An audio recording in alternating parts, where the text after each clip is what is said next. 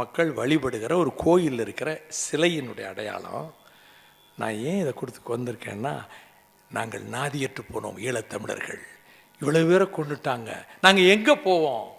எங்களுக்கு இதுதான் கோயில், இதுதான் தேவாலயம், இதுதான் மசூதி, இந்த மனச்சாட்சியின் கதவுகளை தட்ட நான் வந்திருக்கிறேன் என்று சொல்லி எல்லாவற்றையும் சொன்னேன்.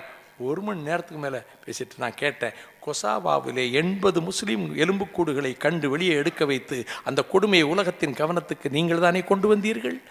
அதற்கு friends of human research, eminent persons of research அப்படின்னு ஒரு டீமை அனுப்புனீங்கல்ல கொசாவாவுக்கு, அதே டீமை ஜாஃப்னாவுக்கு செம்மணிக்கு அனுப்புங்க. 450க்கு மேற்பட்டவர்கள் புதைக்கப்பட்டிருக்கிறாங்க.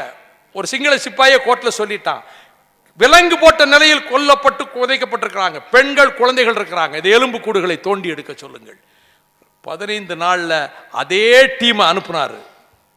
செம்மணி புதைகுழிகளில் இருந்து எலும்பு கூடுகள் தோண்டி எடுக்கப்பட்டன.